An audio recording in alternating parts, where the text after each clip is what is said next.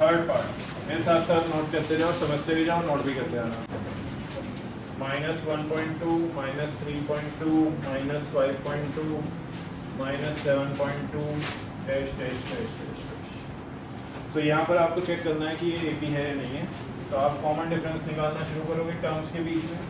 -3.2 -1.2, एक तो common difference निकालने के लिए माइनस करते हैं और जो टर्म है उसमें भी माइनस आ रहा है, इसलिए ब्रैकेट में बंद कर दिया उसको।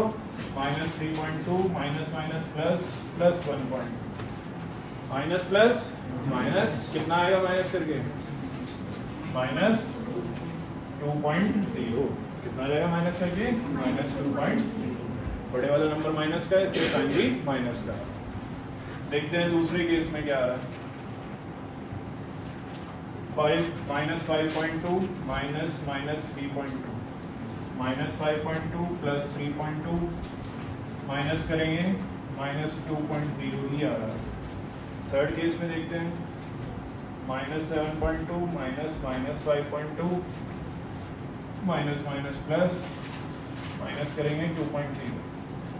हर बार कॉमन डिफरेंस 2.0 का आ रहा है। ऐसी सीरीज जिसमें कॉमन डिफरेंस सेम रहता है उसको हम क्या बोलते हैं AP। तो इसमें फाइनल लाइन क्या लिखेंगे मान, since the common difference is same hence the given series forms an AP। Okay, फिर उसने कहा है कि अगर AP है तो कॉमन डिफरेंस निकालिए। कॉमन डिफरेंस हमने निकाल दिया -2.0 और नेक्स्ट 3 टर्म्स लिखिए। तो नेक्स्ट 3 टर्म्स क्या हो जाएंगी, जो हमें लास्ट टर्म गिवन है उसमें हम कॉमन डिफरेंस प्लस कर देंगे।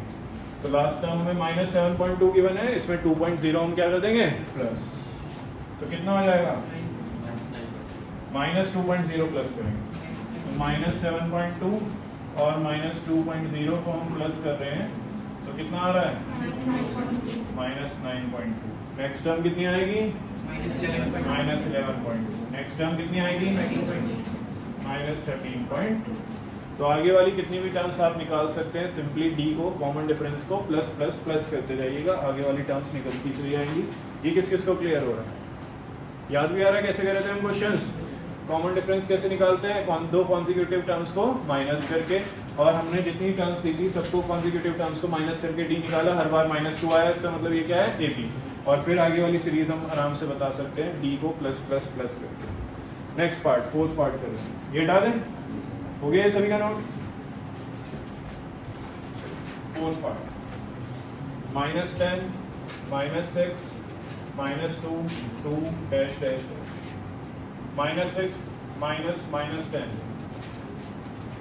+4 -2 -6 -2 +6 +4 2 प्लस -2 सॉरी यहाँ पर माइनस है 2 + 2 हर बात सही मारा है। Since the common difference is same, hence the given series forms an AP। बताओ यार कहाँ डाउट है, कोई डाउट नहीं, किसी को डाउट है इस पार्ट में, कोई डाउट है? चलो बताओ नेक्स्ट 3 टर्म्स क्या क्या होंगी। 6 होगी, फिर 10 14। कैसे निकाल रहे हो आप ये, ऐड करके कॉमन डिफरेंस को प्लस करके हम नेक्स्ट टर्म्स बता सकते हैं। 0.2 0.22 0.222 0.2 देखने से पता चल रहा है कि AP नहीं है, लेकिन कॉमन डिफरेंस निकाल कर दिखाना पड़ेगा। 0.22 माइनस 0.2 ये आ जाएगा 0.02, फिर 0.222 माइनस 0.22 कितना आएगा माइनस करके 0.00। तो एक बार तो डिफरेंस आ रहा है 0.02 का, नेक्स्ट केस में डिफरेंस आ रहा है 0.02 का। तो क्या ये AP है? तो बस आगे निकाल कर दिखाने की भी जरूरत नहीं है, डायरेक्ट क्या लाइन लिखेंगे, since the common difference is not same hence the given series does not form an AP। ठीक है, इसमें कॉमन डिफरेंस सेम नहीं है, इसलिए ये गिवन सीरीज क्या नहीं बनाएगी, AP नहीं बनाएगी। क्लियर है सभी को? क्लियर है सभी को? और वही बताओ नेक्स्ट टर्म क्या आएगी इसमें,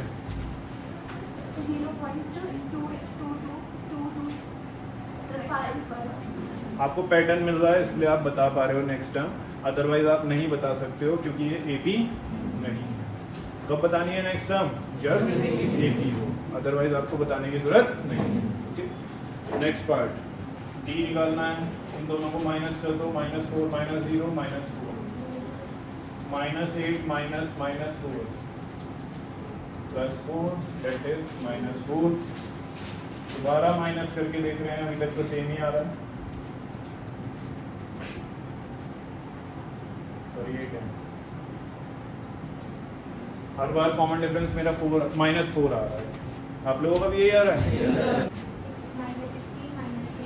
-16 -20 -24, हर बार आप -4 को प्लस करते जा रहे हो और आपके पास आंसर आता जा रहा है। -1/2 वो चेंज ही नहीं हो रही है, तो कॉमन डिफरेंस डायरेक्टली हर बार कितना आएगा?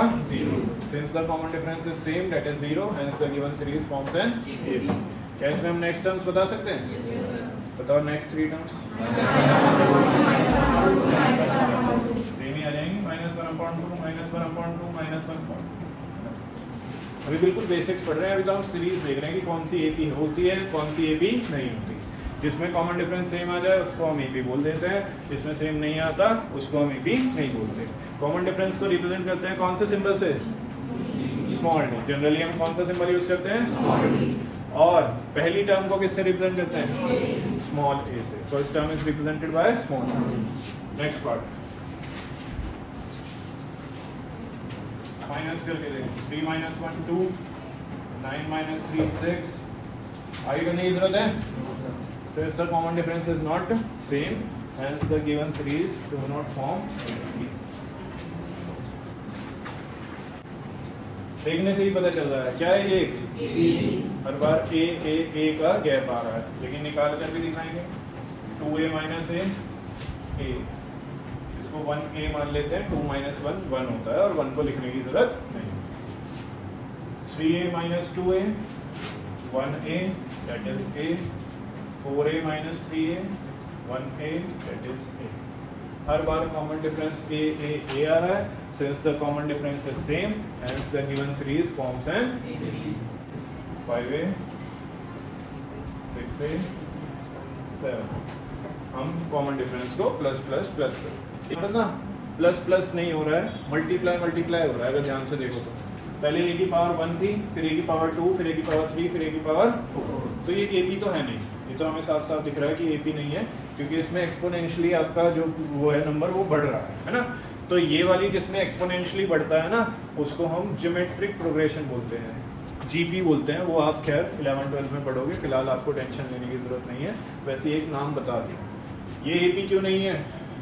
क्योंकि इसमें प्लस प्लस नहीं हो रहा है, इसमें तो मल्टीप्लाई मल्टीप्लाई हो रहा है।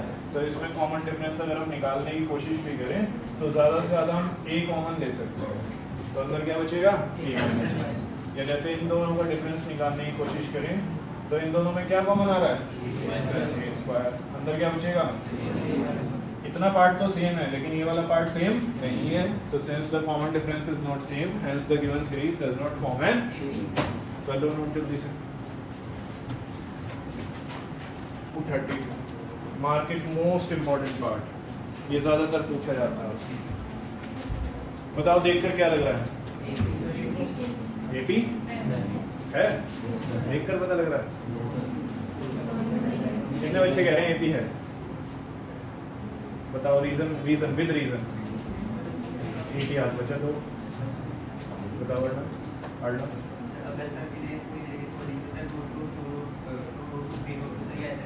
गुड। अगर मैं इसको फैक्टर्स की फॉर्म में लिखकर सिंप्लीफाई करने की कोशिश करता हूँ ना, तो I will notice a pattern, और ये अपने आप ही AP बनती हुई नजर आएगी। जरा पेन रोक कर 1 सेकंड बोर्ड पर फोकस करो। 1 सेकंड नहीं, 1 मिनट। तो 1 मिनट के लिए बोर्ड पर फोकस करो, फिर नोट करना। क्या मैं 8 को ऐसे लिख सकता हूँ 2 × 2 × 2? 18 के फैक्टर्स 2 × 2 × नहीं 2 × 3 × 3 है ना। 2 3 6, 6 3 18। 32 के फैक्टर्स 2 × 2 × 2 × रिकॉर्ड हुआ जाएगा।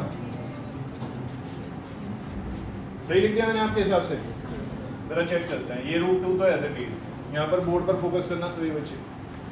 जब पेयर बन जाता है अंडर रूट में, अंडर रूट को क्या समझते हैं? जेल। और जेल से बाहर निकलने के लिए एक पेयर चाहिए, जोड़ा चाहिए। अंडर रूट को अपने माइंड में क्या समझना है? जेल है। जेल से बाहर निकलने के लिए क्या चाहिए? जोड़ा, पेयर। तो यहाँ 2 का एक पेयर मिल गया। अब जेल से बाहर आने में एक 2 बाहर आ जाता है और एक खत्म हो जाता है, कुर्बान हो जाता है ना।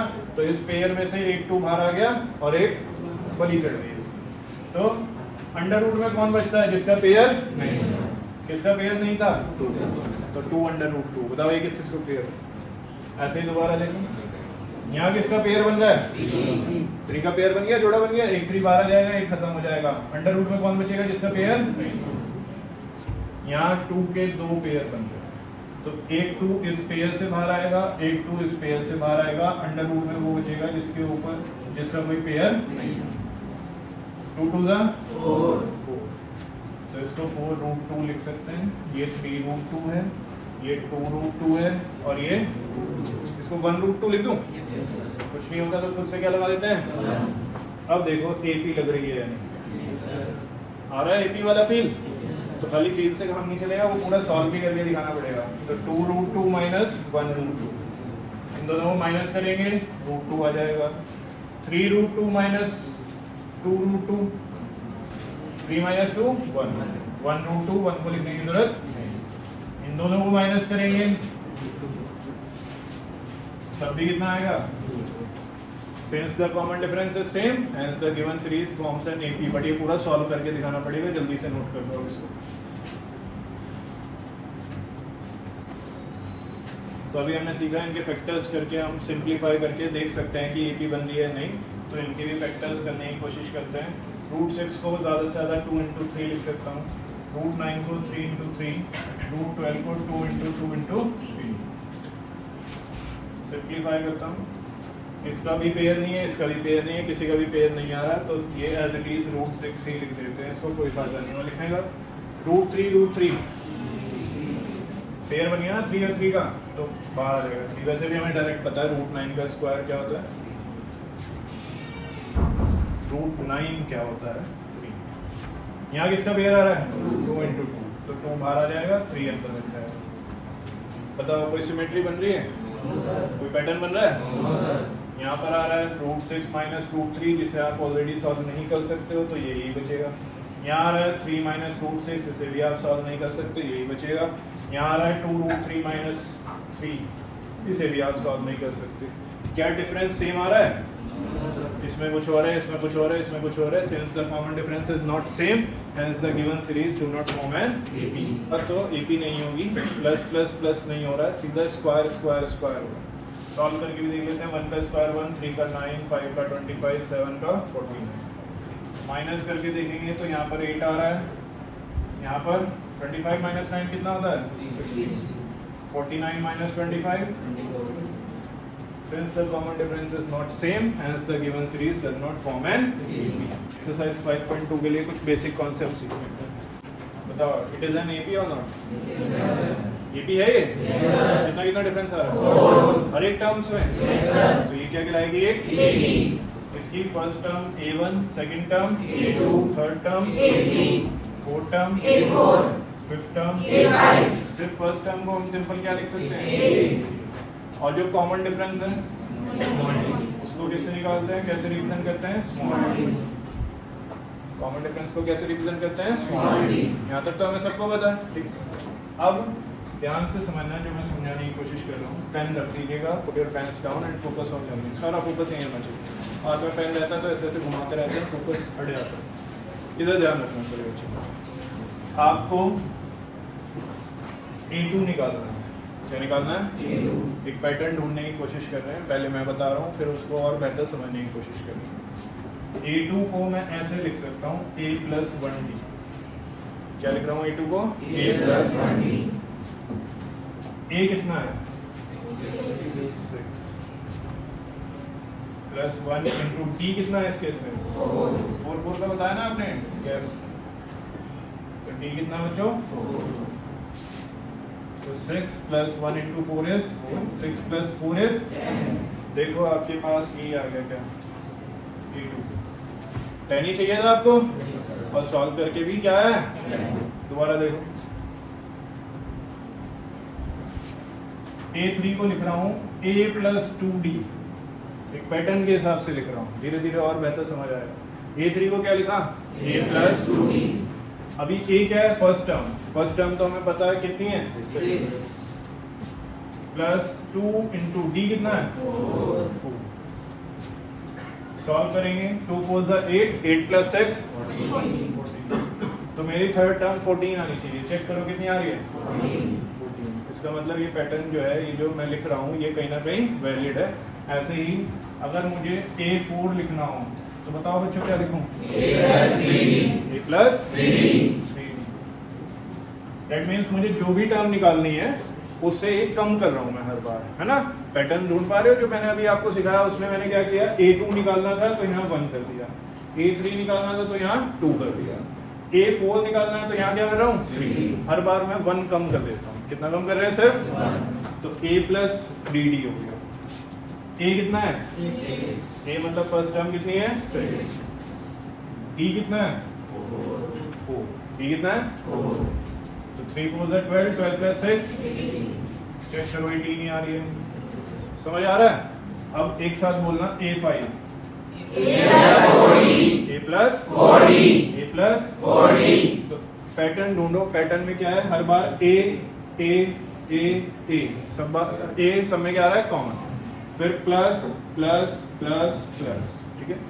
फिर D चाहिए, लेकिन D के आगे एक नंबर चाहिए, और वो नंबर एक कम होता है जो टर्म आप निकालने वाले हो। जैसे आप यहाँ 5th टर्म निकालने वाले हो तो एक नंबर कम कर दो तो कितना आ जाएगा, 4। तो ये हो जाएगा A प्लस 4D। कितना आ रहा है ये, A plus 4D। What is A, 6। What is D, 4 4 जा 16, 16 प्लस 6 22। देखो वही टर्म आ रही है ना। ऐसे ना मैं इस सीरीज की कोई सी भी टर्म निकाल सकता हूँ। जरा देखो बोर्ड पर, दोबारा से फोकस करना। मैं आपसे कह रहा हूँ मुझे 10th टर्म निकालनी है सीरीज में। कौन सी टर्म, 10th। और मुझे सिर्फ फर्स्ट टर्म पता है और कॉमन डिफरेंस पता है। दो चीजें पता है, एक तो फर्स्ट टर्म और एक कॉमन डिफरेंस। ये नॉन वेरिएबल्स हैं जो कि मुझे पता है।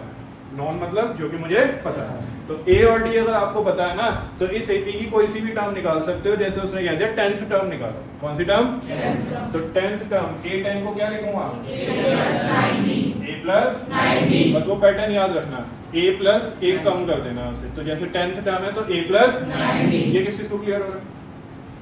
वैल्यू पुट करो। A की वैल्यू 6, D 4, 9 4 जा 36 प्लस 6 42। ये आ गई 10th टर्म।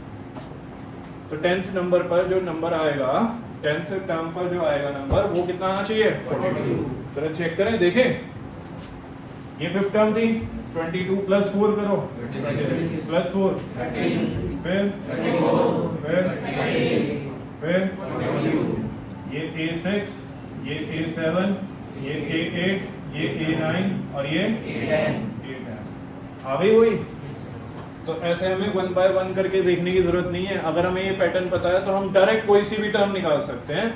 ये वाला फॉर्मूला हर बार लगाकर, ये वाला कॉन्सेप्ट लगाकर। अगर वो मेरे से कह दे बताओ क्या टर्म होगी जो 48 नंबर पर आ रही होगी, कौन से नंबर पर, एट रैंडम कोई सा भी नंबर पूछ सकता है, तो वो 48 टर्म पूछ रहा है। कौन सी टर्म, बताओ एक साथ क्या लिखो इसमें, A प्लस 47D। A हमें पता है 6, 47 इंटू D कितना है 4। इसको सॉल्व कर लोगे जो भी आंसर आएगा वही आपकी 48th टर्म होगी। अगर मैं ऐसे 1 बाय 1 करके जाकर देखूं तो 48th टर्म पर जो आ रहा होगा वो इससे बिल्कुल एग्जैक्टली क्या कर रहा होगा। तो हमने एक फार्मूला डिराइव किया है कहीं ना कहीं। अभी इसका जनरल पार्ट बताऊंगा मैं आपको। जनरल फार्मूला क्या है, जिससे हम, अगर हमें ये दो चीजें पता है, A और D, क्या क्या पता होना चाहिए सर, A और D, तो उसकी हेल्प से हम कोई सी भी टर्म निकाल सकते हैं दी गई AP की। कंडीशन ये है कि वो AP होनी चाहिए। ये फॉर्मूला, ये पैटर्न कब लगेगा, जब क्या होगी, AP। तो हर बार क्वेश्चन पढ़ने से पहले आपको ये ध्यान में रखना है कि वो AP गिवन है या नहीं। अगर गिवन है तो कोई दिक्कत परेशानी नहीं, अगर गिवन नहीं है तो आपको पहले उसे AP दिखाना पड़ेगा, तब आप ये फॉर्मूला लगाओगे, जो कि अभी आगे मैं आपको बताऊंगा। बताओ बेसिक कॉन्सेप्ट किस किस को क्लियर होगा, कोई दिक्कत तो नहीं इसमें। अब अपना पेन उठा लीजिए और नोट कर लीजिए।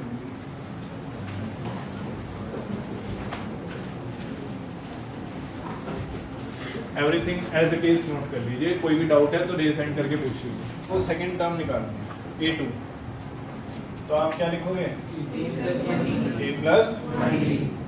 आपको अगर थर्ड टर्म निकालनी है तो a प्लस फोर्थ टर्म निकालनी है तो फिफ्थ टर्म निकालनी है तो